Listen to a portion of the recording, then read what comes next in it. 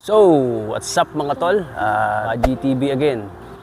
January 2022. At malamig pa rin, siyempre. Napansin nyo, naka long sleeve pa ako. Makapalpatusot ko. At malamig pa nga dito mga tol. At yun nga, kasi winter pa. Isa to sa mga paborito kong season dito sa Japan. At siyempre, bukod sa malamig, masarap ang feeling, masarap matulog, saka nakakakinis ng balat.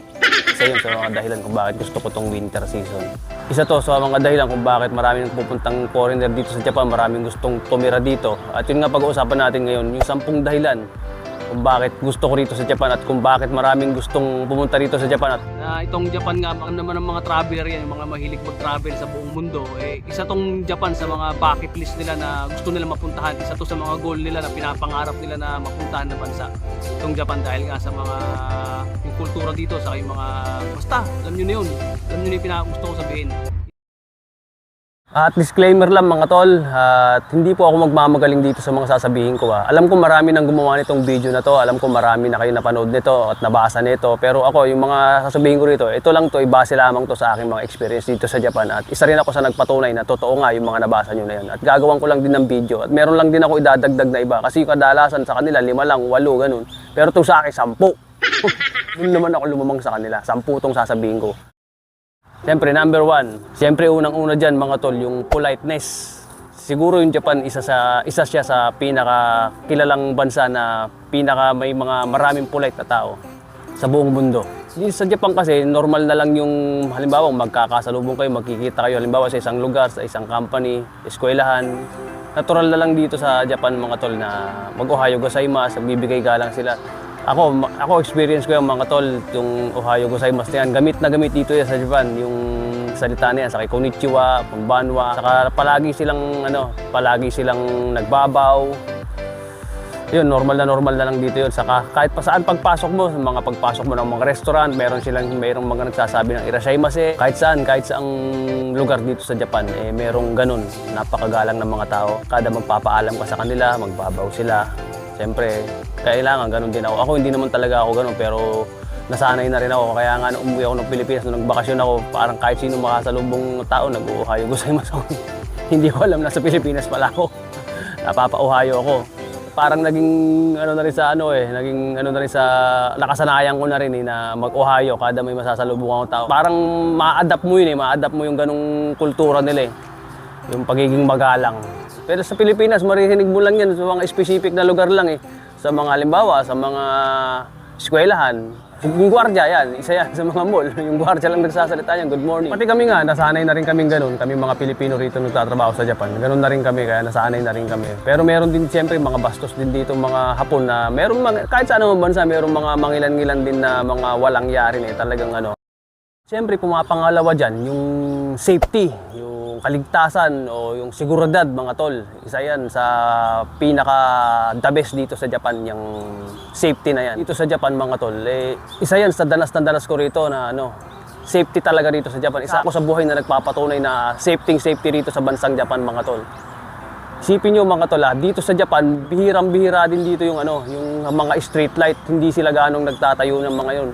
Hindi sila ganong nagtatayo ng mga street light sa mga kalye dito mga tol. Makakita lang mga street light dito sa mga sa mga highway. Yan, makakita ka dyan, sa mga tulay, ganun lang. Pero yung mga halimbawa mo maglalagay sila ng mga street light dyan sa mga kalye, sa mga eskinita, hindi. Bihira. Dito sa amin ewan ko lang sa ibang lugar dito sa Japan, pero sa amin hindi, bihira ako makakita. Saka yung mga nag-iilaw sa labas, bihira yan. Sa atin kasi sa Pilipinas, di ba, makita mo sa bakod nyo may ilaw, sa labas ng bahay may ilaw. Pero dito hindi, makikita mo lang ilaw nila sa loob ng bahay. Saka kung papansinin nyo dito mga tol, yung mga bahay dito, pag nakapunta kayo dito, at sa mga nakakaalam din mga tol dito sa Japan, mga nakatira din dito, alam nila yan na yung mga bahay dito, bihirang nagbabakod. Mangilan-ngilan lang din yung babakod dito. Papakita ko sa inyo yung mga bahay na karamihan dito, bahay lang talaga. Yung ibang nasa highway pa, mga walang bakod yun mga tol. Yung iba may mga bakod pero walang gate. May mga bakod sila pero mabababa lang. So yun mga tol, at makikita nyo rin dito yung mga bintana nila, wala ring mga grills. Parang sliding lang bintana nila pero walang rehas. Pero sa Pilipinas mga tol, nako. Hindi uubra na walang rehas sa bahay mo. Hindi ubran, walang bakod ang bahay mo. At alam niyo naman sa Pilipinas, napakaraming kawatan. Totoo yan, sinasabi ko na yan. Hindi ako nagsisinungaling, totoo yan. Hindi po pwedeng hindi ka magbakod. Hindi po pwedeng hindi matibay ang pinto mo. At napakaraming magnanakaw sa Pilipinas. Kahit na may security guard na yan, nakalulusutan pa rin yan ng mga magnanakaw. Yan, tignan yung mga bintana. O yan, di ba? Mga bintana na yan, no? Oh, mga walang ano yan, mga walang ano yan, mga walang mga grills. O yan, sa likod naman, sa kabila, mga walang grills talaga yan. Sa Pilipinas ka lang makakita ng mga bintanang may grills, pero dito sa Japan, wala. Pag pumunta ka sa mga mall, ganun, sa halimbawa, sa mga restaurant, wala kang makikita ano dito, security guard. Oo, wala kang makikita. Ganun ka safety rito sa Japan. Meron lang dito mga CCTV, pero mga security guard, wala kang makikitang gwardiya rito kahit saan ka magpunta. Dahil ganun sila katiwala sa mga tao rito, walang mga nag-i-snatch, walang mga shoplifter sa mga mall. Wala, mga CCTV lang. Saka isa pa mga tol, yung halimbawang madilim dito, madilim. Kahit na maglakad yung babae, nag-iisa siya naglalakad sa madilim na lugar. Safety yun mga tol.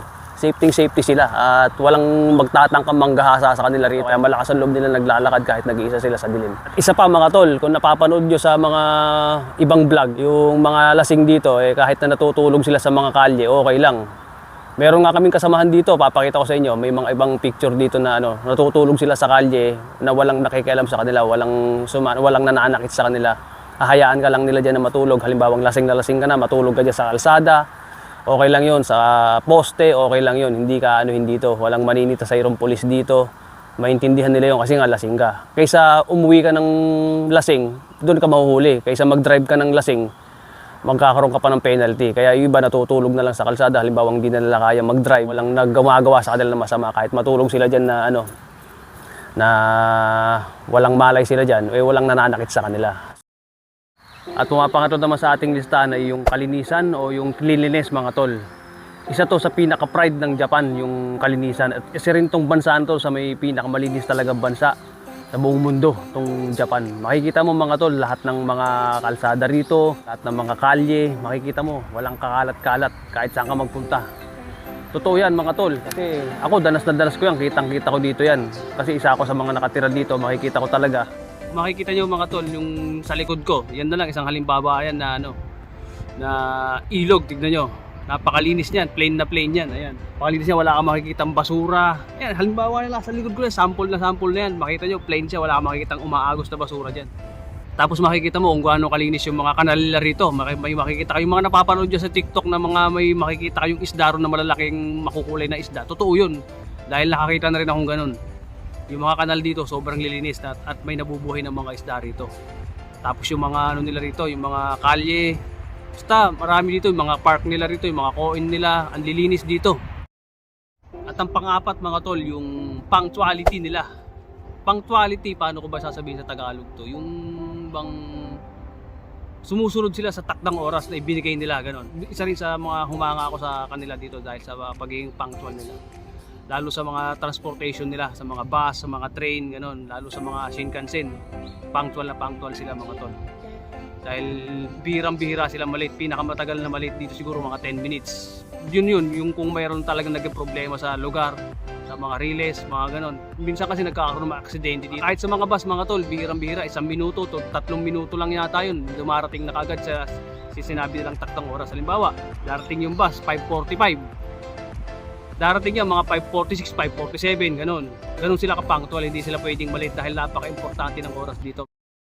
At ang panglima mga tol, yung mga toilet nila rito, yung mga comfort room nila rito, yung mga CR nila rito. Talagang pagka nakita mo yun mga tol, nakaka-amaze kasi dito ka lang makakita sa Japan ng ewan ko sa ibang bansa, pero alam ko meron na rin sa ibang bansa nito. Pero dito ko kauna-una nakita sa Japan tong ganitong klase ng toilet, ng ganitong klase ng bowl na mayroong bidet na tinatawag. Yung may pipindutin ka lang sa gilid tapos kusanang may pupusit-sit sa puwit mo. Kusana, pero may maghuhugas sa puwit mo. Susunod-sunod pa yun, halimbawa gagalaw kang gano'n, sumusunod yun sa butas ng puwit mo, sa tumbong mo. Hindi ko alam kung may mga sa ngayon meron ng mga ganun sa mga mall o sa mga hotel, siguro meron na sa mga 5-star na hotel, meron siguro mga ganun. Kasi sa Pilipinas nakita ko dati yung ano parang hose lang, hose na pinupusit-sit sa pit na ganun tapos tissue. Pero dito mga tol, yung bidet talaga may pinipindot ka rito. Meron pa nga siyang ano meron pang hot and cold check kung gusto mo mainit yung tubig na pupusit-sit o gusto mo malamig, meron din yun. Tapos meron din siyang automatic na na pipindutin mo na siya yung magpa-plus na rin doon. Hindi mo na kailangan pindutin dito sa may rito para i-plus na gano'n. Meron na rin dito. Saka minsan, nakakita na rin ako dito ng toilet na pagpasok mo pa lang ng pinto, kung saan ang bumubukas yung takip ng toilet, ng bowl. Tapos pagka halimbawa tapos ka na magdumumi, pag tayo mo, kusa na lang din siyang magpa-plus. Ganun ka high-tech yung mga dito, yung mga toilet dito sa Japan. Saka ang lilinis. Isa rin 'yun sa talagang natuwa ako dahil hindi ka mandidiring umupo kasi ang lilinis kahit sa mga convenience store, ang babango, kahit sa mga mall, sa mga park, ang lilinis ng mga toilet dito. Saka yung mga yung mga urinal, yung mga iniihian ng lalaki, yung mga urinal, hindi mo na kailangang pindutin. Pag-alis mo, pagtalikod mo, kung saan ang pupusit-sit. Ganun kagaganda yung mga dito, yung mga urinal ng mga lalaki. Kahit sa mga babae rin ganun. At ang pang-anim naman sa listahan natin yung mga pagkain or yung mga food dito sa Japan na talaga naman talagang pag nakita mo maayos tingnan, mukhang nakakatakam kainin. At bukod sa mga ramen, marami rin ditong mga klase ng pagkain kagaya ng mga katsudon, gyudon, ano pa ba? Xiaolong ba?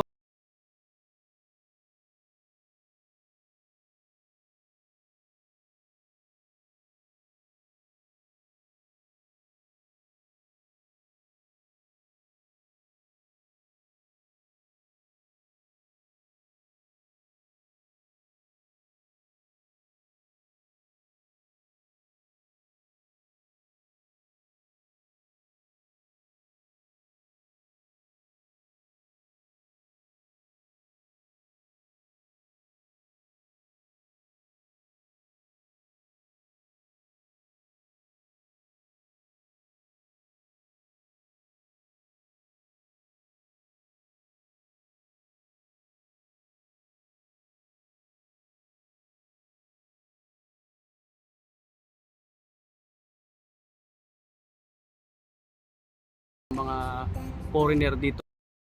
At ang pampito mga tol, yung parking lot nila rito. Hindi ako driver pero wala akong alam sa mga parking na ganyan, pero nakita ko dito sa Japan yung mga naka-parking na sasakyan talagang maayos.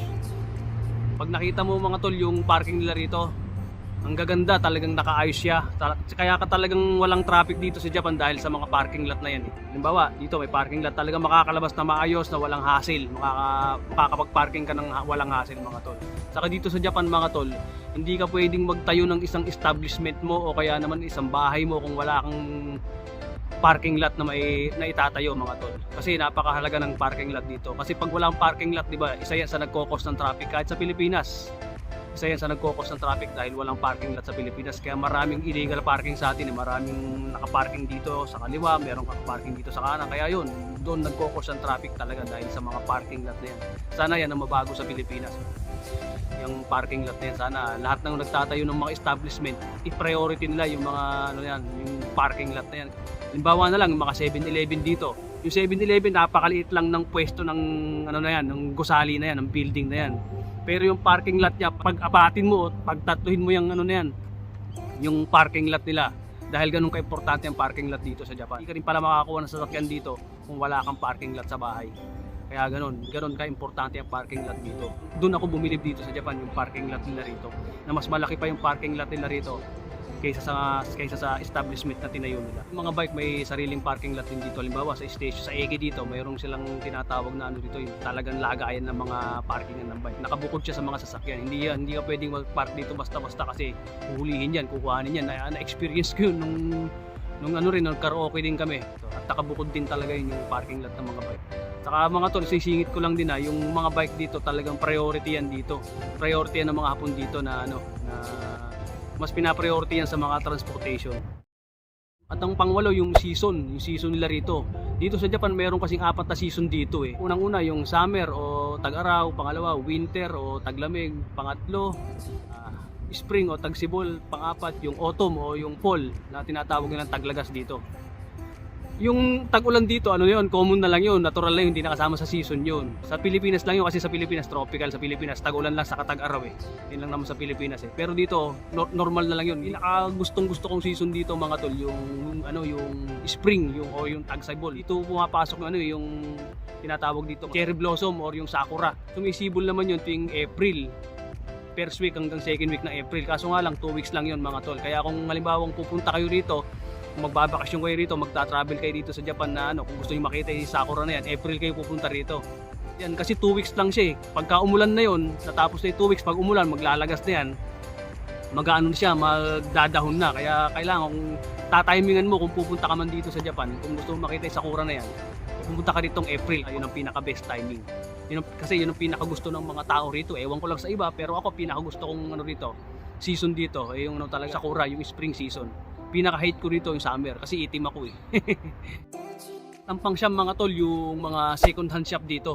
Hindi ko alam sa iba mga tol, pero dito sa amin napakarami talagang mga second hand shop dito na talagang matitibay, quality, saka mura pa mga tol. Halimbawa, A1, Treasure Bomb, Manday, Book Off, Hard Off, Second Street, mga ganon. Napakarami mga second hand shop dito ng mga tol na, ano, na talagang magaganda, mga quality, mga speaker, appliances. Basta marami rito na mga second hand pero magaganda naman. Ang mahirap lang sa mga appliances dito mga tol, yung ano, yung voltahe ng kuryente kasi nga 110 lang dito. Pero pagdating sa Pilipinas, 'di ba? 220 tayo diyan sa Pilipinas. Pero dito kasi 110 lang. Pero meron din mga ibang appliances dito na meron mga adapter kaya kagaya ng mga laptop, mga ibang speaker, ganon. Pwedeng ano 'yun, pwedeng isaksak 'yun sa saksakan natin diyan sa Pilipinas nang hindi siya sasabog kasi meron siyang adapter. Pero pwede ka naman bumili diyan siguro ng transformer diyan sa Pilipinas na ano, na i-convert yung 220 to 110 kasi ganun yung ginawa ko eh. May inuwi kasi akong TV sa Pilipinas saka speaker, ganun ginawa ko, bumili ko sa ano, sa isang mall ng transformer na i-convert yung 220 sa 110 kaya nagamit ko rin yung TV. Meron din ditong mga sapatos kagaya ng mga binibili namin mga sapatos ng mga Jordan, ganun, mga Nike, pero magaganda. At ang panghuli sa ating listahan mga tol, yung mga convenience store dito. Pasok mo ng convenience store, marami kang makikita dyan na klase ng pagkain ng mga nakaayos talaga. Makikita mo sa mga estante nila, bukod-bukod dyan. Kompleto ng mga convenience store dito. Merong school supplies, merong gamit sa kusina, tapos may mga gulay, may mga pagkain, may mga prutas, tapos yung mga ano, yung mga bendo machine. Ito, bendo machine ito. Hindi ko alam kung meron na ito sa Pilipinas ngayon, pero dito sa Japan, kahit sa ang kanto, marami kang makikitang ganitong klase, mga bendo machine na ganito. At yan nga yung 10 dahilan kung bakit maraming Pilipino ang gustong pumunta rito sa Japan dahil nga sa may 10 sinabi ko na yan mga tol. Marami man ako hindi nasabi, hindi ko nga nasabi yung high-tech eh. Alam kasi ano na yun eh, kumbaga given na yun eh, yung pagiging high-tech ng Japan, given na yun sa ano eh, sa buong mundo eh, yung pagiging high technology ng Japan. Alam na ng buong mundo yan. So kung gusto mo masaksihan o gusto mo makita tong bansang Japan, eh ano pang hinihintay mo? Mag-apply ka na o sa mga traveler diyan. Ito yung maranasan yan, eh punta na kayo dito para ma-experience nyo rin kung gaano kaganda rito sa Japan. Kaya ako halimbawa mabibigyan pa ako ng pagkakataon na ma-extend pa ulit ng 5 taon, eh igagrab natin yan para mahaba pa yung career natin dito sa Japan at para makapag-vlog pa tayo ng mahaba-haba rito mga tol. Kaya kung gusto nyo pumunta, i-grab nyo na yan, simulan nyo na agad. Huwag kayong puro sige, kailangan talaga mag-puro sige kayo para makarating din kayo rito at para makapagtrabaho rin kayo dito sa Japan at para siyempre para kahit pa paano umangat-angat din sa buhay. Sa mga subscribers natin dyan na nagko-comment, maraming salamat sa inyo. At shoutout nga pala kay Kaurides na matagal na nagpapa-shoutout sa akin, nakakalimutan ko lang eh. At sa susunod na vlog natin na ibang shoutout kasi umuulan na kasi dito eh, makulimlim na eh. Kanina maganda pa yung sikat ng araw, bigla na lang nagkaganyan eh. Bigla na lang kumulimlim eh. At siguro dito ko na rin siguro tatapusin tong video natin na to. At maraming salamat sa inyo at sa mga subscribers natin na patuloy na naniniwala at nagtitiwala. Maraming salamat sa inyo. At hanggang sa uli. So hanggang dito na lang. Maraming salamat sa inyo lahat. Lagi ko sinasabi na gumawa lagi na mabuti sa kapwa. Kahit ako hindi ganun kabuti. Kaya ako sinasabi ko sa inyo yan. So, Budgie TV, peace out.